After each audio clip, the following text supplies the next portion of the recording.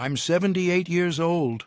I say that out loud sometimes just to hear how it sounds, because inside I still feel like a man who keeps meaning to get around to things.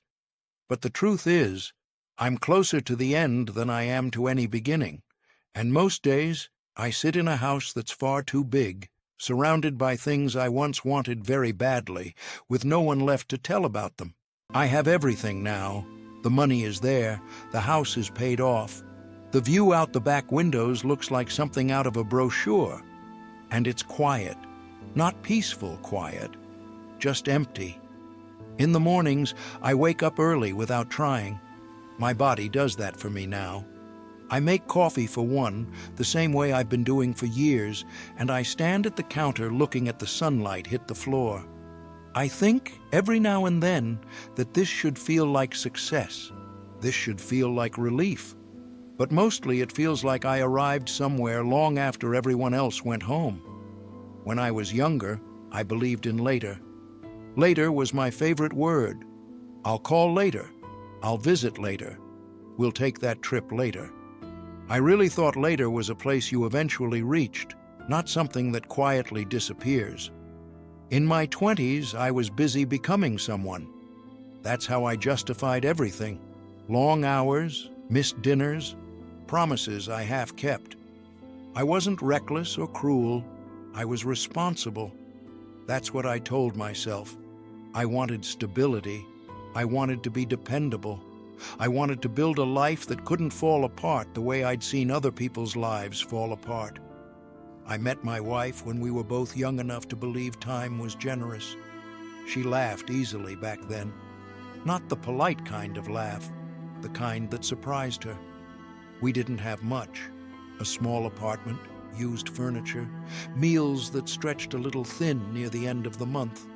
But we talked. We talked a lot. About nothing important. About everything. When work started to demand more of me, she understood. Or at least she said she did. I told her it was temporary. Just a busy season. Just a few more years. She believed me because she loved me and because I sounded so sure. The thing is, life doesn't usually break all at once. It wears down slowly, like a step you don't notice sinking until it's too late to fix. I still came home. I still paid the bills. I still showed up in the ways that were visible.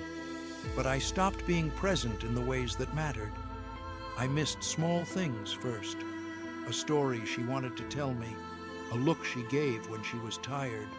I'd nod while thinking about something else. I'd answer without really hearing the question. I didn't mean harm. I just assumed there would always be another chance to listen better tomorrow. The children came. That felt like proof that we were doing something right. I worked harder, longer. I told myself I was doing it for them. And in some ways, I was. They had what they needed. They never went without. But they learned early that their father was busy, that his attention came in short stretches, like borrowed time. I remember one night, my son stood in the doorway of my office while I was working late at home. He asked if I could help him with something. I said, "Not tonight, buddy. Tomorrow." He nodded and walked away. I don't remember what he needed help with.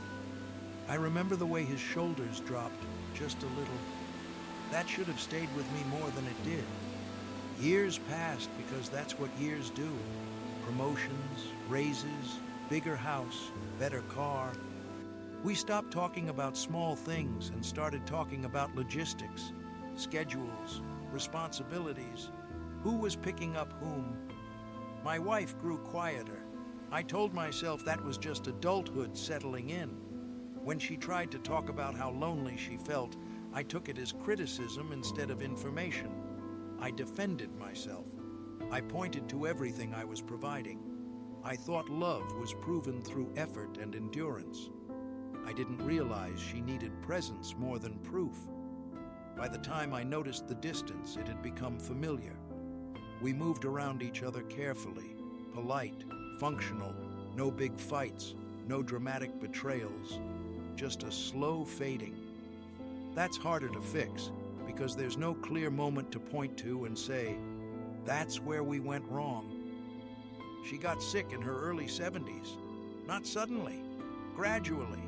The kind of illness that gives you time to adjust and, if you're not careful, time to postpone. I went to appointments. I handled insurance. I sat in the chair beside her bed and read the news on my phone while she slept. I told myself I was there, and technically I was.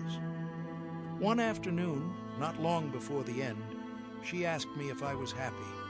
It caught me off guard. I gave her an answer about being grateful, about how we'd done well. She nodded, but she didn't look convinced. She didn't press. That was her way. She stopped pressing years ago. After she died, the house changed. Not physically, emotionally. Her absence was loud. Every room felt unfinished. I kept expecting to hear her moving around, humming softly, the way she used to when she thought no one was listening. Grief came in waves, but regret settled in and stayed. The kids came by at first. They meant to help. They had their own lives, their own families, their own obligations. I didn't want to be a burden. I told them I was fine. They believed me because I'd taught them to. Now they call on holidays, birthdays, sometimes just to check in. We talk about weather and health and practical things. I can hear the clock ticking in the background when they call. I know they're multitasking. I don't blame them. I did the same thing. The money is still there, enough to last me comfortably. I can buy whatever I need, whatever I want. But there's no one to share it with, no one to surprise with a trip, no one to sit across from at dinner and argue about what movie to watch. Sometimes I go out to eat alone. I watch couples lean toward each other, families negotiating menus, old friends laughing too loudly. I don't envy their youth. I envy their togetherness. I want to tell them to notice it, to hold it loosely but carefully. But I don't. It's not my place. At night, I walk through the house before bed. It's a habit. I turn off lights that don't need to be on. I straighten things that don't matter. I pause in doorways where memories still feel warm. The bedroom, the kitchen, the spot where we used to sit and talk before everything became about efficiency. I think about all the moments I assumed were insignificant. The evenings I chose work over conversation.